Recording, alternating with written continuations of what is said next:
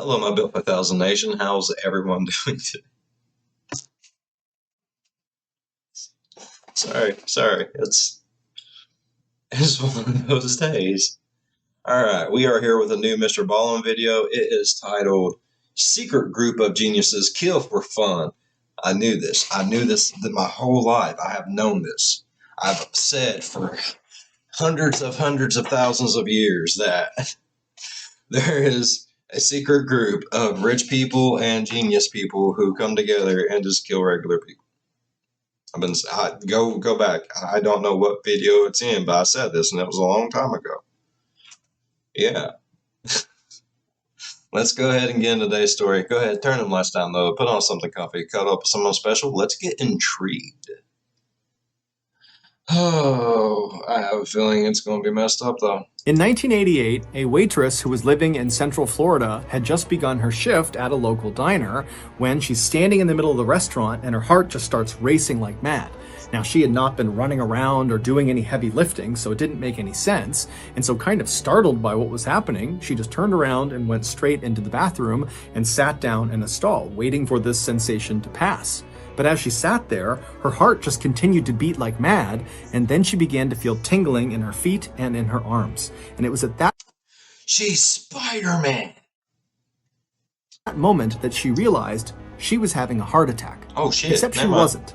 Something much, much worse was happening to her. But before we get into today's story, if you're a fan of the strange, dark, and mysterious delivered in story format, then you've come to the right place because that's all we do, and we upload once a week. So, if that's of interest to you, please invite the like button to come ballroom dancing with you, but when you get out on the dance floor, just start stomping all over their feet, but don't acknowledge it. Also, please subscribe to our channel and turn on all notifications so you don't miss any of our weekly uploads. Okay, let's get into today's story.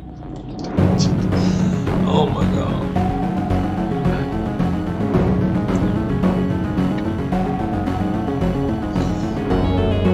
The Pale Horse. Peggy Carr's life had never been very easy. She was born in 1947 in a very small rural town in Central Florida to parents who were deaf and who had almost no money. So from a young age, Peggy had to go to work, except the only jobs she could land were either extremely low paying or they were just outright dangerous, like overnight shifts at isolated truck stops on deserted highways where she would waitress there all by herself. But Peggy never complained about her job prospects. Instead, she just took whatever jobs were available because she knew that she and her family needed the money. And whenever she was working in a dangerous... And that's awful too. Like, to be so bad off to where you would literally put yourself in danger just to keep your family going. That's awful. And it happens all the time. And I'm sorry, I don't think anyone should ever put themselves in a dangerous situation just to make ends meet. And it's sad that it happens all the time. All the time. environment, she would intentionally put on this very tough exterior to make sure no one attempted to take advantage of her. And despite her small stature, she quickly developed a reputation amongst her coworkers as somebody you did not want to mess with. Peggy didn't take crap from anybody. But while this kind of prickly outer shell protected her from potential predators, it also warded off potential romantic partners that might have been interested in her, but were kind of intimidated when they interacted with her. But eventually, one man would cut through Peggy's defenses, and they would fall in love, and they would get married, and they would have 3 kids together, and everything was great until it wasn't. The marriage would crash and burn, and so by the mid-1980s, Peggy was a mid-30-somethings divorced mother of 3 teenage children who had to work overtime at a local diner just to barely make ends meet. And while she still acted very tough and composed when she was working or when she was out in public, when she was behind closed doors at her home with her kids, they saw the real side of Peggy. And that side was just kind of sad. I mean, life had just been kind of hard on her, and she had tried so hard to provide a safe and happy home for her kids, and she felt like she had kind of let them down. But her kids, on the other hand, were not bitter towards their mother for the divorce. It just pained them to see her so upset. And so her kids really hoped that one day their mom would meet somebody new, she would fall in love all over again, and maybe that would put a smile back on her face. And in late 1987, that is exactly what happened. That year, Peggy met a man named Perry Carr. It's gonna get bad.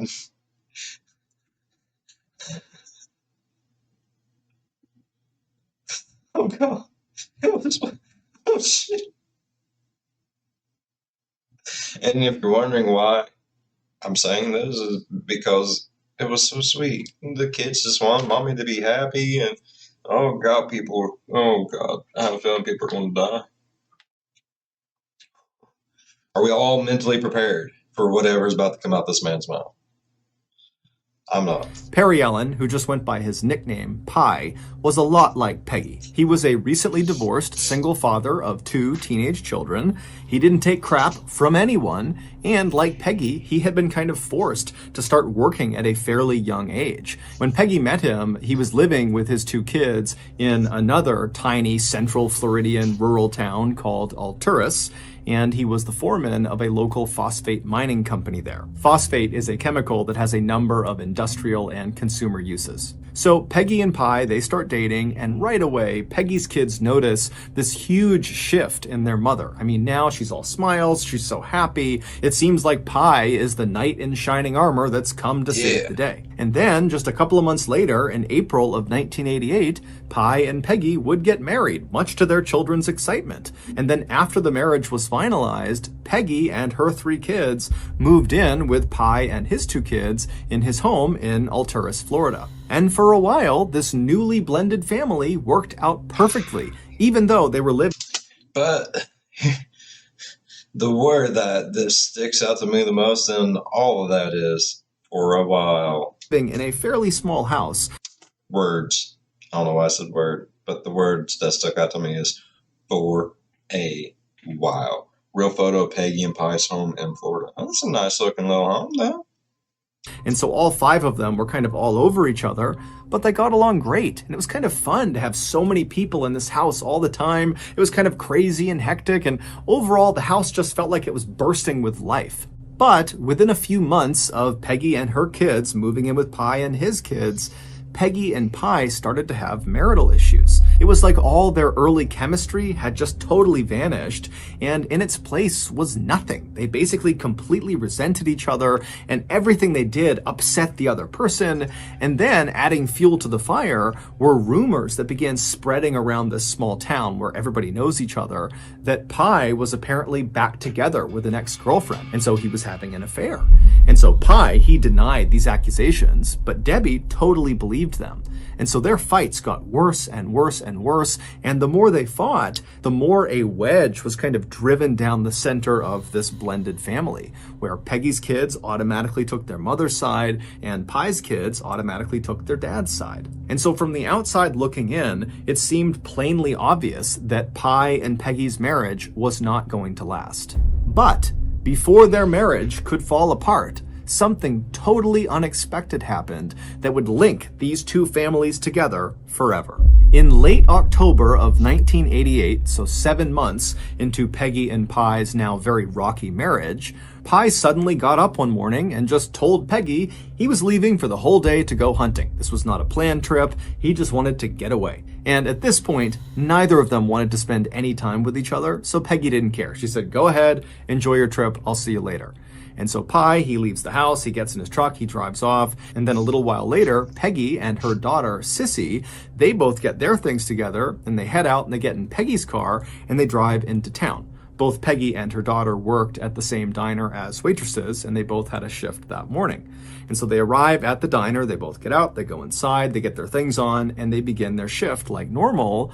But not long into the shift, Peggy was about to walk up to one of her tables when she noticed her heart was racing. And she had not been running around the restaurant, she had not done any heavy lifting. There was no reason for her heart to suddenly be beating at a really fast clip. And so initially, Peggy tried to just ignore it, thinking that her heart would slow down and she would go back to normal. But when her racing heart persisted, she walked away from the table she was waiting on and snuck off into the staff bathroom, and she sat in one of the stalls, she shut the door, and she just sat on the toilet waiting for her heart to stop racing. But as she sat there, not only did her heart only continue to thump like mad, but she started to notice her legs were tingling and so were her arms. Now, Peggy was a no-nonsense person. She was not prone to panicking or overreacting or anything like that. And so as she's sitting there feeling these symptoms, it dawns on her that maybe I'm having a heart attack. And so she decides, okay, I'm going to deal with this. She stands up, she opens the stall door, she goes to the sink, she washes her hands, she washes her face, she kind of calms herself down, and then she walks out of the bathroom, she goes right into the staff break room, and she tells her daughter, I think I'm having a heart attack, but don't worry, I'm just going to go home, I'm going to lay down. If this gets worse, I will go to the hospital, but for right... Bitch, if it gets worse, you're gonna die! What the what? No!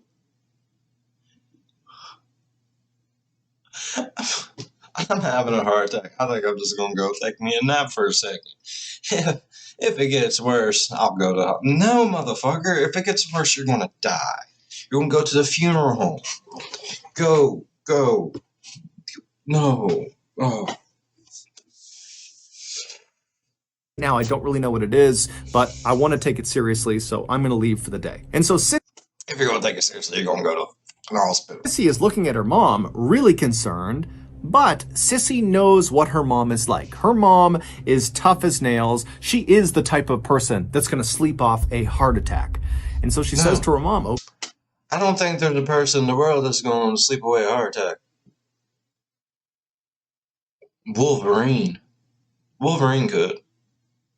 okay, go home. I'll be sure to check on you as soon as I get back, and please call me if anything changes. And so Peggy, whose heart was still racing and her arms and her legs were still tingling, she told her daughter, everything's going to be fine. And then she told her manager that she was leaving. And then Peggy slipped out the back door. She got in her car and she drove back home. When she got there, the house was empty, so she just went inside. She made her way to her bedroom and she lied down in her bed to try to get some rest. That afternoon, Peggy's son, Dwayne, came home from high school, and when he walked inside, he found his mother laying down in her bed. This was very unusual for Dwayne, because his mother never took naps. In fact, he could not recall a time ever that he saw his mom napping, even when she was sick. And so concerned, he went into her bedroom and she was facing away from him, and so he kind of jostled her awake, and when his mom rolled over to face him, her face was pale, she was sweating, she obviously had not been sleeping, she was... It's worse. It got worse. You should have just went to the damn hospital. Gritting her teeth, and it looked like she was in a lot of pain or some sort of discomfort. And he said, Mom, geez, are you okay? And she would say to him, oh, no, I'm fine. I'm just sleeping something off. I got something going on. I think I have a flu or something. I don't know. I took off from work, so I'm just sleeping it off. And so Dwayne, he knows his mom is tough as nails. And if she says she's going to sleep something off, then she'll be just fine. And so Dwayne said, okay, well, let me know if you need anything. And so Dwayne began to walk away, but his mother would actually flag him back, and she would level with him, and she would tell him that actually something is wrong here. I feel like someone has poured fire down my veins in my arms and in my legs, and it is excruciatingly painful. And so Dwayne is hearing his mother say this, and he knows his mother is not the type of person to complain or exaggerate or anything. She is just straight no nonsense. And so for her to say this is the most excruciating pain she's ever been in, and she's laying in bed unable to move, he knew this was really serious. And so Dwayne began telling his mom that you got to go to the hospital. We need to get Pie here to drive you to the hospital, or we need to call an ambulance, but something needs to be done here. Should have went around to nap back on it. Oh, shit. But despite the pain she was in, Peggy was still a little bit reserved about it. She thought maybe she could just sleep it off. But as they're having this kind of back and forth about what to do. One of them people. She one of them people. Nah. Mom, your heart's outside your chest. do, Pie would return from his hunting trip. He would come in the house, and right away, Dwayne would run over to him. He would explain to Pie, hey, this is not normal. My mom never, ever acts this way. She never complains. This is really serious. You gotta take her to the hospital. But Pie would actually say, she's fine. I'm sure she just has a fever or maybe the flu. She'll sleep it off. But when he walked into the bedroom and he saw his wife looking so horrible and literally squirming in pain, he relented and said, okay, I'll take her to the hospital. And so Pie would have to literally These are some of the shittiest people. No! carry Peggy out of the house, put her in his truck. He drove her to the hospital and then had to carry her into the hospital. And by the time Peggy was under doctor's care at the hospital, she no longer could talk. She was just moaning in agony from this excruciating pain in her limbs, and her heart was still racing, and she was nauseous, and she was vomiting. I mean, she was really spiraling. Oh my god, I'm so stressed out. I'm crying. I need to know what the is happening. Quickly. And so after she's been admitted, the doctors turned to Pie and to Dwayne and to Sissy and to the other family members that had assembled, and they asked them, do you have any idea what could have caused this? No. And they all said, no, she just suddenly started feeling this way. Poop. And so the doctors who were We're not doctors. I hate it when doctors ask, do you know what could be wrong? Bitch, do you know what could be wrong? Why are you asking me? I ain't got the PhD, bruh. unable to ask Peggy. She was in such Doctor, I don't have the doctor. Yeah. I don't know why I said PhD. That's a different doctor. blinding pain she couldn't even talk. It's got me so stressed out. They just began running her through a wide-ranging series of tests to try to figure out what was going on. But when these results began coming in, either she was negative for the thing they were testing for, or it just came back that everything was normal. And so they're looking at Peggy, seeing her completely falling apart. None of their tests have revealed anything is wrong with her. And so they're at a loss. They don't know what's wrong with her. And so without a better option, they just put Peggy into a hospital room and begin monitoring her. And sure enough, after being in the hospital for 3 days, Peggy's symptoms would come down. While she wasn't back completely to strength, she was able to speak again. She was able to eat and drink water and move around. She was still very uncomfortable. Her heart would still race periodically, and she would get fits of pain in all of her extremities. But overall, she felt like she was really improving. And so after 3 days, she was discharged from the hospital. And so Peggy and her family, they drive back to their home, and initially, everything's okay. It seems like she's on the mend. But within 24 hours, Peggy's heart starts to race again, and before long, her arms and legs feel like they are on fire. Now, Peggy and her family, they know that the doctors don't know what this condition is. And so their immediate reaction was huge concern that Peggy, again, was suffering from this horrible thing. But going to the hospital didn't really feel like the obvious first. What kind of specialist would you even go to? Like,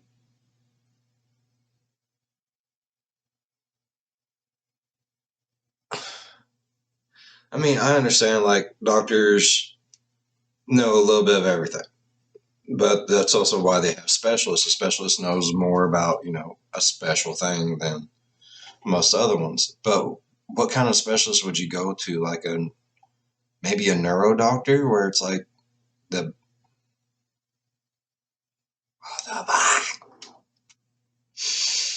I'm very stressed out at this moment. I hate not knowing. And I know I keep pausing. If I'd pause less, I would know more. But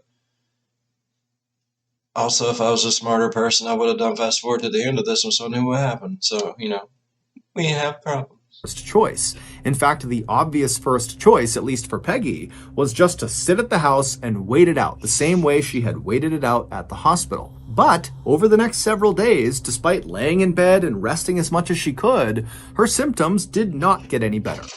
Can you get like sulfate poisoning?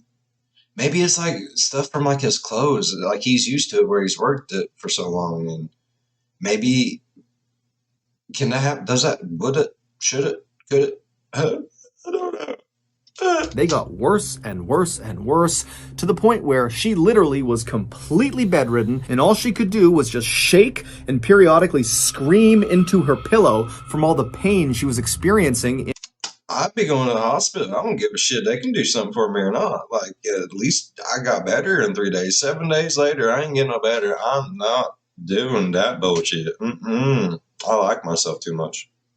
In her extremities. And so finally, on October 30th, which was 10 days from the first day that Peggy felt these strange symptoms when she was at the diner, her family decided, you know what, enough is enough. She obviously is not able to just sleep off whatever this is.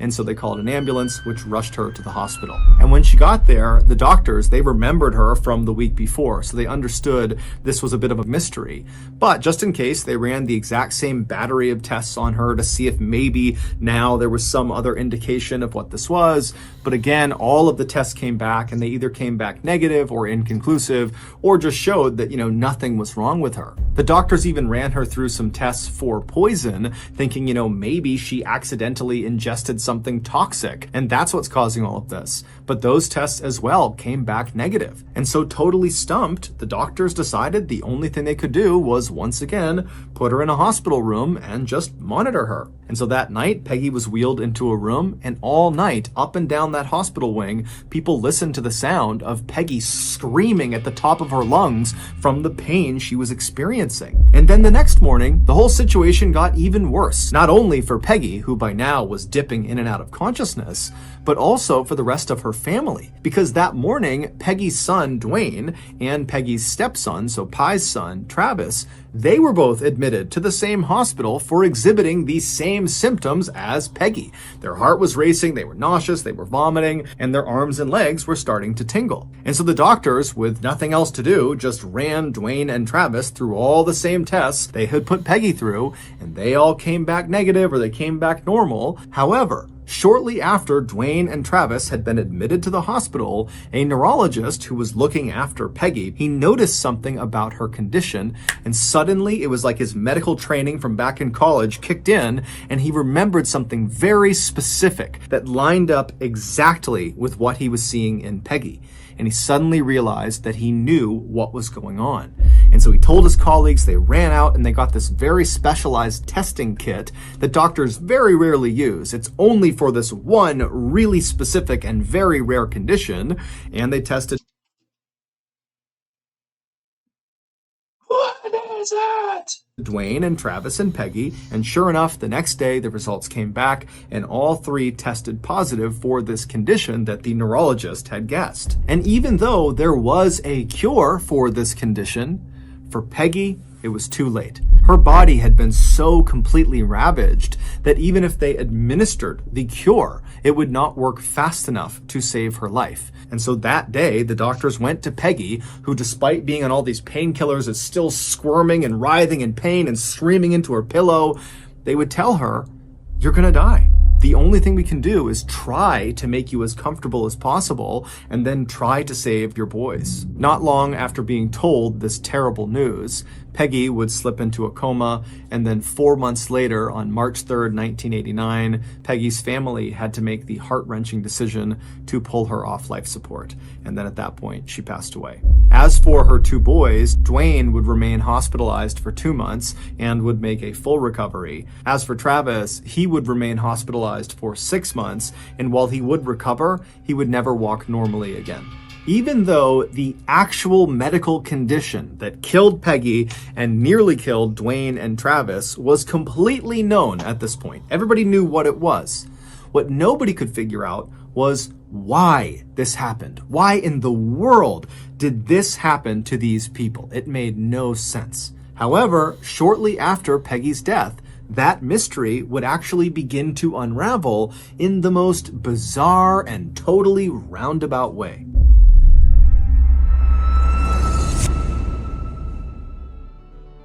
We've all been there. You're the host for the big summer barbecue.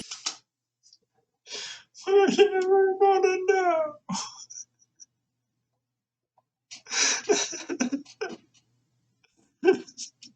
I'm 18 minutes into it and I don't know shit. Oh God, there's still 22 minutes left and I'm gonna cry. The guests are on their way, and you realize right at that moment as you're pulling it out of the oven that you've overcooked your zebra cornea souffle. With only minutes to spare, you leap head first out of your kitchen window, shattering the glass, cutting your body badly, and then you run into the nearby jungle and you tackle a wallaby and you knock a few teeth loose, you grab those teeth, you run back to your house, you dive back into your house head first through a different window, you cut yourself up badly again, you get inside your kitchen and you whip together a wallaby teeth salad just in time as your guests are coming in the door and right before you pass out from blood loss. Crisis averted, right? Wrong. Zebra cornea souffle and wallaby teeth salad, they're not good. But what is good is HelloFresh. HelloFresh is a meal service that delivers actually good tasting food right Oh, it's not good. Shit. to your doorstep. Between menu items like cheese-stuffed burgers and grilled salmon with balsamic tomatoes, you are not only going to wow your barbecue guests, but also you're going to avoid jail time for poaching wallabies and zebras, and you're going to avoid expensive medical and repair bills from all the jumping out the windows you were doing. HelloFresh recipes include pre-portioned ingredients, which means less prep time and less wasted food. HelloFresh also offers a line of kid-friendly recipes that are perfect for families that are looking to try something new as the summer winds down and we get ready for school to start up again. So, if you're ready to stop choking down zebra corneas and wallaby teeth, then you need to sign up for HelloFresh today. To do that, go to HelloFresh.com and use code MrBallen16 for 16 free meals across 7 boxes and 3 free gifts. Again, go to HelloFresh.com and use code MrBallen16 for 16 free meals across 7 boxes and 3 free gifts. Okay, back to the story. Oh, oh God. He should just make commercials, like, just for actual TV, because that was freaking hilarious. Like, I don't want a wallaby salad. So bad that it just sounds muy bien.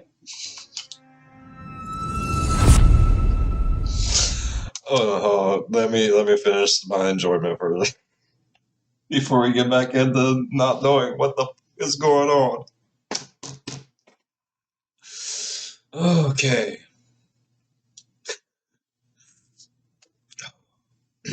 Okay. There's one more. Hold on. All right. Let's get back to the insanity of not knowing what's going on.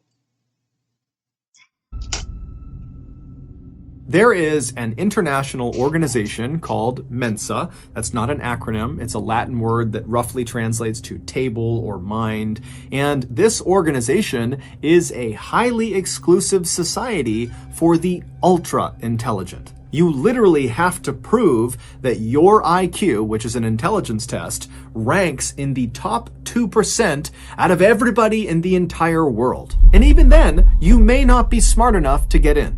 And in the same town that Peggy and Pie had lived in Alturas, Florida, there was a chapter of Mensa. And the way some of these chapters worked is they would just get together every month and do some sort of intellectually stimulating activity. And in Alturas, that Mensa chapter, what they would do is they would get together at some private location once a month, and they would put on what they called a murder mystery weekend. The members of this chapter would head off to some private location like an inn or a hotel or a cabin or something, and they would all role play a murder investigation. So one or two of the Mensa members would come up with a very elaborate murder and subsequent investigation, and they would assign different fake characters to each of the real Mensa members. And so once they got there, they'd all find out what character they were and what they were responsible for. And then once they got into character, which included dressing up in costumes, they would remain in character until the killer was revealed. I have a feeling that, this is how they died, but you gotta admit that sounds pretty damn fun. Not the killing part, but, the murder mystery weekend thing where you get to dress up. I like things like that. Like, they're fun. You get to be someone else for a little bit. I don't know. Don't judge me.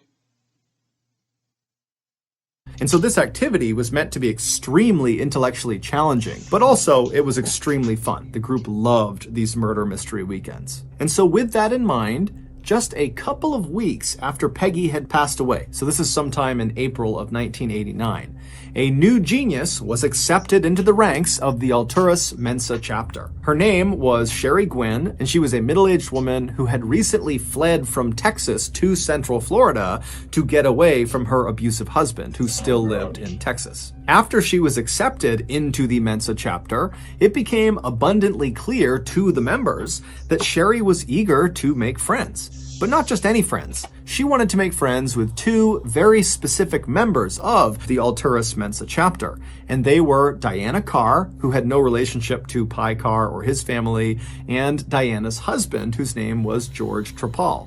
Diana was a very successful orthopedic surgeon who had her own practice in Alturas, Florida, and George was this computer programmer who had more advanced degrees than you could count. And, critically, Diana and George just so happened to live right next door to Peggy and Pie's house. Even though Sherry came on really strong right away to try to become friends with Diana and George, neither of them were fazed. The couple just figured, here's a woman who's living by herself, she's moved to a brand new area, she's run away from an abusive husband, it's no wonder she wants friends, and so she probably just needs some support. And so Diana and George were happy to just become her friend. The same month that Sherry was accepted into the Alturas Mensa chapter, George and Diana happened to be chosen as the people responsible for coming up with the complicated scenario that the group would act out during their murder mystery weekend that month. So George and Diana very diligently sat down and went over how to make the case as complicated as they could, and George took on the responsibility of really focusing on exactly how the victim in their fake scenario would be killed, because he was really trying to make it as difficult as he possibly could, and he was trying to find the perfect murder that would be nearly impossible to solve. And so he came up with his very elaborate murder scene, and then between him and what his wife was creating, they put together this really intense and very complicated scenario that they were both very happy about. And so a couple of days later, it was time to head out for the murder mystery weekend that George and Diana had worked so hard on. And so they went and printed off a whole bunch of those cards that would have all the information about who each of the Mensa members were going to be in this role-playing game. And there was some initial information about the murder that was committed, the so-called perfect crime that George had come up with. And so they printed all those cards out, they grabbed their costumes, they packed their stuff up, they hopped in the car, and they drove to the nearby inn where they met up with the rest of the Mensa members, which included Sherry. And so they get to this inn, everybody checks in, and then afterwards,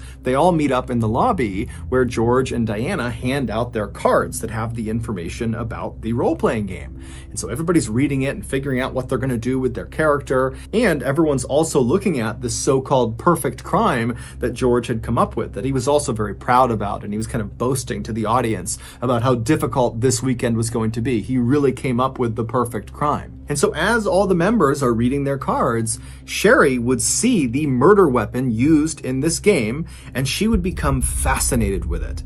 And she would make a point of going over to George and asking him lots and lots of questions about how he came up with this particular choice of a murder weapon, and what actually happens when this is used on a person, not just in the game, but in real life. It was like Sherry had become obsessed with this exact form of murder. She was so interested in it. And George, he was immediately aware that Sherry was kind of unnaturally interested in exactly how he had come up with the scheme. But in a way, it was kind of flattering for George because he had spent a lot of time constructing. I can see that. I can see that.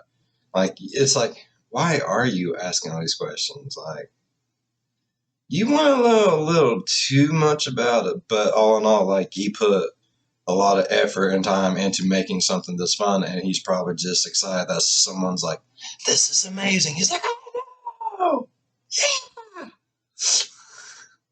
Constructing it to make it as complicated as he could. And so he indulged Sherry, and he sat there and told her everything about this particular weapon and what it does to the human body, and how you can get it, and what is the weapon, sir? What the history of this weapon was, and the whole time Sherry is just totally locked in. I mean, there's a history to this weapon? How old is this weapon?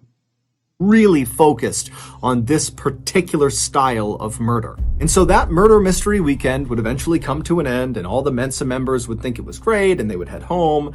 And then over the course of nearly a year after that, Sherry would be a near constant in George and Diana's lives. I mean, she was always around them. She always wanted to meet up with them. She was always talking to them and asking them questions and calling. And anytime she was with them, she always wanted to be with George. And when she was with George, a lot of times she would bring up that very particular murder method that he had come up with for the murder mystery weekend. And George just continued to think this was just the greatest thing. It was so flattering that she thought he was so smart that he had come up with the perfect crime. And so anytime she wanted to talk about it, he would just indulge her because it made him feel really good. And if George and Diana had seen any red flags in Sherry with her behavior towards them, they certainly didn't show it. They basically were operating under the assumption that Sherry, no matter what, was just this helpless, harmless person who had come to Central Florida and she was trying to be their friend, and so they should try to be her friend back. But, as they would soon find out, they were very, very wrong about Sherry. In December of 1989, so roughly 8 months after George and Diana had first met Sherry, Diana decided she wanted to move her medical practice from Alturas to a neighboring town called Sebring.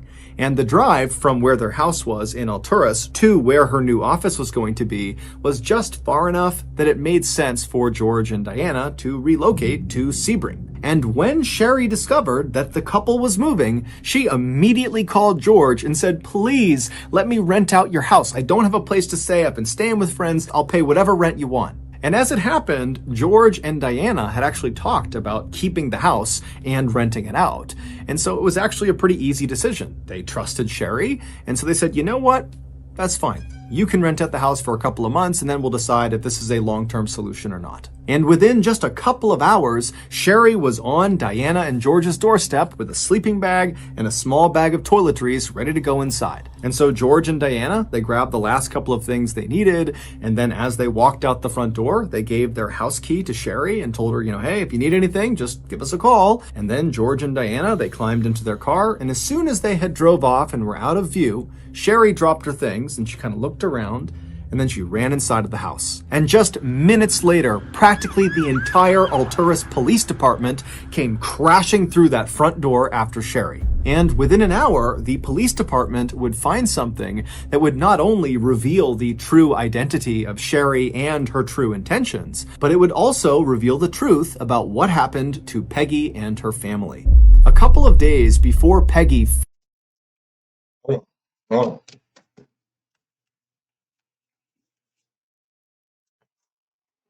Let's pump ourselves up. It's the moment we have all been waiting for, ladies and gentlemen, boys and girls, children of all ages. Welcome. First started feeling bad, when her heart started racing and her arms and legs began tingling at the diner, a couple of days before that, someone had placed 8 Coca-Cola bottles, so full sodas, glass bottles, inside of Peggy and Pie's kitchen. And they set these 8 drinks kind of tucked away inside of a storage nook. A couple of days later, the family discovered these sodas, but they didn't think anything of it. They figured somebody else in the family had bought them and left them in the kitchen, and so they were fair game. And so before long, Peggy and the rest of her family were drinking these Cokes. But Peggy, who was notorious for loving Coca-Cola, drank way more than anybody else. Well, it would turn out all 8 of those Coca-Colas had been tampered with. They all contained a significant dose of the heavy metal called thallium. Thallium is odorless, it's colorless, it's tasteless, and even though there are very small trace amounts that naturally occur inside of our bodies, if there's even a little bit more than that inside of our bloodstream, it becomes lethal. And so when Peggy was admitted to the hospital the second time, around the same time that Dwayne and Travis were also admitted, that neurologist who was looking at Peggy, what he noticed about her condition was that her hair was starting to fall out. And that's when it clicked for him. He had this flashback to his medical training where he was taught about thallium poisoning. And one of the symptoms was hair loss. The other symptom was extreme pain in the extremities. And so the neurologist and his colleagues went and got a thallium test kit, and they tested Dwayne and Travis and Peggy, and they all came back positive for thallium poisoning, but the level of thallium inside of them was astronomical. The boys are lucky to have survived. They had 20,000 times the amount that naturally occurs inside of the human body. As for Peggy, she had an astounding 50,000 times the amount that naturally occurs. Way more than was lethal. And so that was why the doctors told her, there's nothing we can do. Your body is basically already dead. You're just technically still alive right now. And so the rest of the family, besides Dwayne and Travis, would also test for thallium, and they would all, with the exception of one child, have elevated levels of thallium. However, compared to Dwayne, Travis, and Peggy, of course, their conditions were negligible and they would all make full recoveries. And so the doctors realized fairly early on that this family has been poisoned, and so they contacted the police, who launched an investigation. And right away, their primary suspect was Pie. He and Peggy had been fighting extensively before she fell ill. He also had that kind of abrupt hunting trip that lined up with the day Peggy started feeling sick, and so they're thinking, okay, well, did that have something to do with how he planted the thallium? Yeah, that's kind of fishy, you know what I mean? I don't blame him. I would have been asking questions about him too, be like, hey, bud, how you doing? And then also there was the fact that Pie worked at the phosphate mining company and so had access to fairly rare chemicals. However, upon closer inspection, Pie did not have access to thallium specifically. Thallium is incredibly rare and very expensive. And it just seemed odd that he would use thallium to poison and kill his wife, but he would also poison himself and his son, who he adored.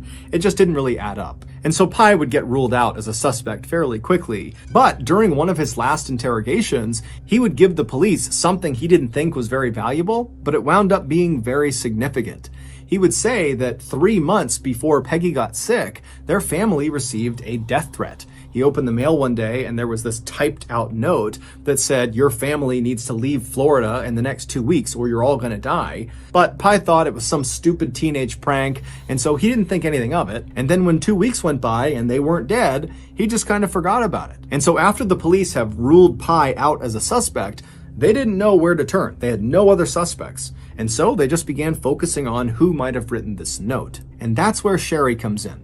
Sherry Gwynn was not a Texas transplant who had come to Central Florida to run away from her abusive husband. Sherry Gwynn wasn't even her real name. Her real name was Susan Gilek, and she had lived in Central Florida for most of her life. Susan was very smart, but she certainly was not Mensa-level genius smart. And so almost certainly her paperwork that got her in to the Alturas Mensa chapter was forged. Susan also had absolutely no interest in becoming real friends with Diana and George. The only reason she was pretending to be their friends and wanting to be around them all the time is because she was studying them. Because Susan was actually an undercover police officer. She had been sent undercover after the police discovered Diana and George were responsible for that death threat letter that was sent to Peggy and Pie. It would turn out Diana and George hated Peggy, Pie, and their kids. They hated them. They thought they were obnoxious. They were too noisy. They were annoying. And so Diana, who for context was the type of person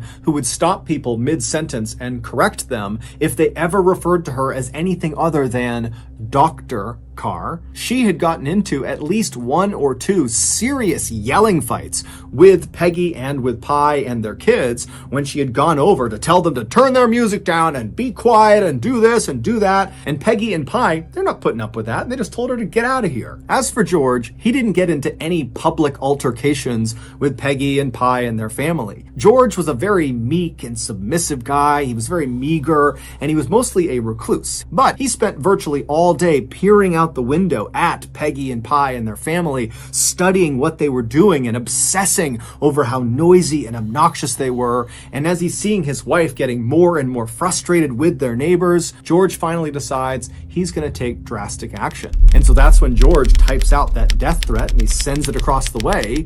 But after Pie reads it, nothing happens. They don't leave Florida within 2 weeks. And so George went to phase 2 of his plan. George had actually spent time in a federal prison in the 1970s for cooking meth.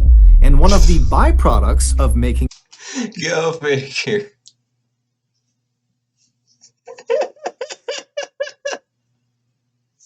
Too many meth jokes. I'm not trying to piss no one off in Florida right now. meth is thallium. So George used his old meth cooking skills and he whipped up some thallium and he put lethal doses of thallium in 8 different Coca-Cola bottles. And then after mixing them all up so you couldn't tell there was any chemical inside of them, he used his bottle topping machine to put tops back on top of each of them. George made his own beer, and so that's why he had a topping machine at his house. And so with his 8 deadly drinks all prepared, looking like brand new Coca-Colas, George waited until Peggy and Pie and her family were out of their house. And then he snuck over and he walked into their kitchen and he placed these Coca-Colas right down on the kitchen counter and he slid them into a storage nook, and then he left the house, and that was it. And over the next several weeks, he watched with absolute pleasure as the family got sick and then Peggy died. While George never actually admitted that he had poisoned his neighbors, he did do some things that really tipped off Susan that he had to be the guy. Like, for example, that Mensa mystery murder weekend, the murder method that George had come up with was poisoning.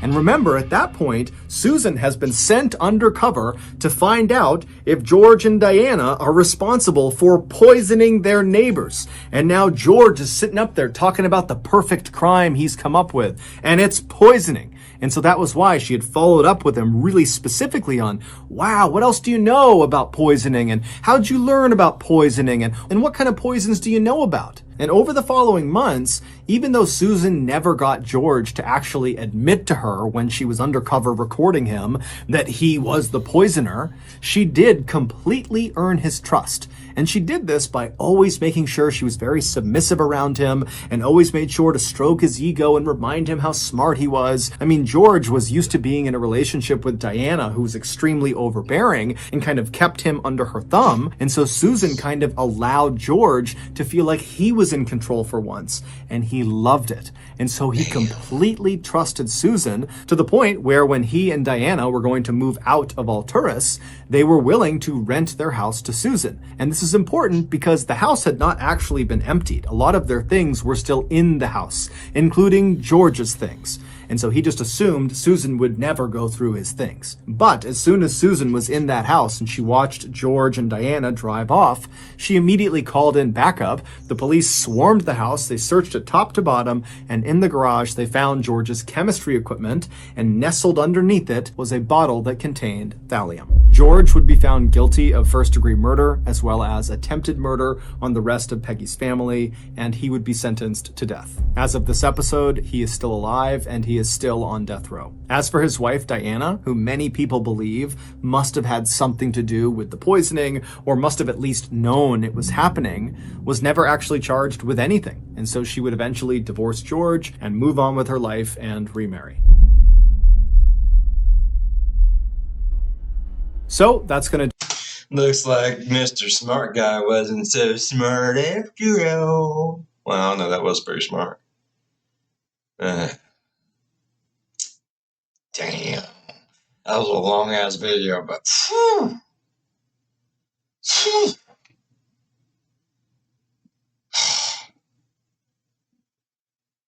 like this was stressful, very stressful. I don't like not knowing. You can tell me how it ends at the beginning, and I'm good. Oh shit, that's crazy though. Like,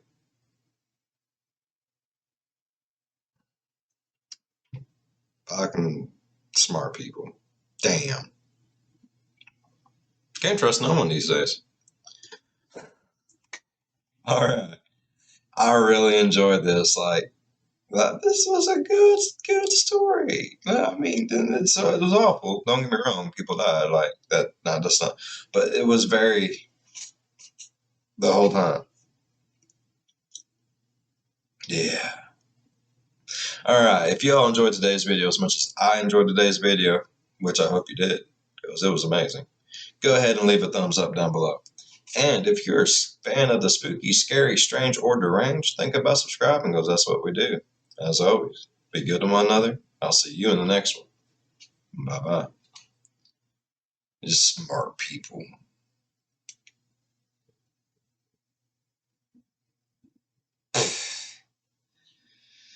Yeah, that's the problem. He was too smart. He didn't think he'd get caught, and he got caught. That's how it happens. Yep, got too big for his britches.